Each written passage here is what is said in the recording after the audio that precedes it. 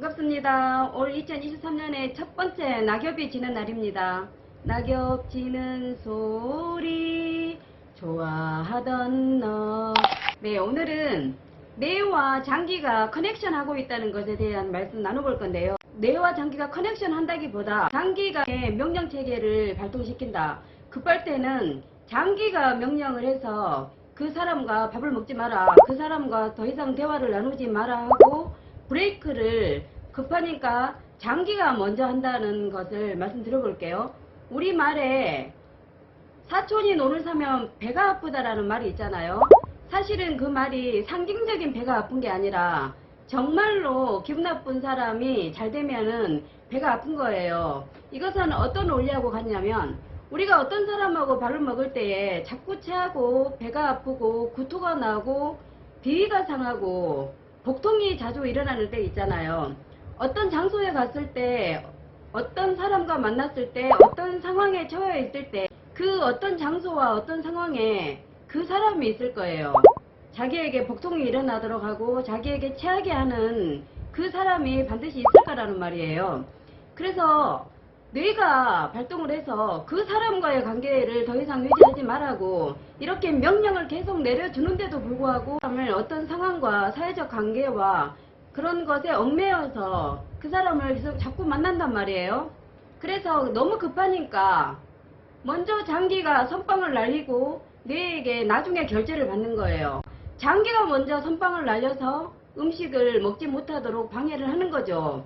음식을 먹지 못하도록 방해를 하는 것들은 다양하게 있잖아요. 예를 든다면 입안을 쉽게 한다든지, 눈이 따갑게 해서 그 음료를 마시지 못하게 한다든지, 이렇게 해서 그 사람과의 관계를 정리해라고 계속해서 장기가 선빵을 날려주는데도 불구하고 저같이 눈치 없고 사회적 관계를 우선시 생각하는 사람은 계속 체하고 계속 구토를 일으키는 그런 일상들을 반복하게 되죠.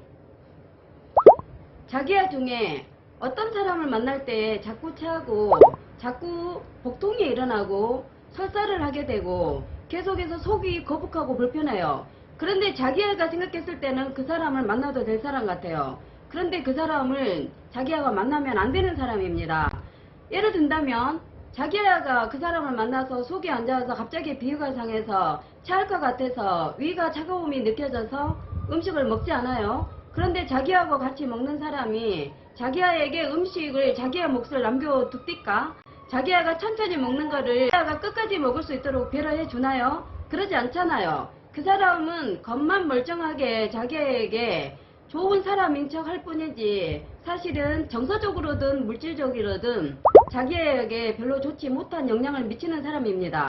우리말 중에 사촌이 논을 사면 배가 아프다라는 말은 사촌이 아니라 여러가지 다양한 관계에서 사촌처럼 좋아 보이지만 결코 자기에게 덕이 되지 못하는 관계하고 음식을 먹게 되면, 그 사람을 만나게 되면 몸이 아프거나 음식까지 먹게 되면 장기에 탈이 나는 겁니다. 이와 뇌가 커넥션하고 있다라는 이론은 지금 하나 둘씩 나오기 시작하는데요. 저는 사회적 관계를 몹시 중요시 여겨서 어느 날부터인가 어떤 사람하고 밥을 먹으면 입이 자꾸 씹히기도 하고 젓가락이 이렇게 어그러지기도 해서 이런 신호가 올 때는 제가 그 자리에서 음식을 많이 먹지를 않아요. 사회적 관계가 중요해서 그 사람이 좋고 나쁜 거를 판단하지 못하지만 즉각적으로 그 사람이 자기에게 나에게 도움이 되지 않고 나에게 물질과 정서적으로도 전혀 지원을 해줄 수 없거나 나에게 오히려 기대어 가려고 한다는 것은 장기가 알고 있다는 거예요.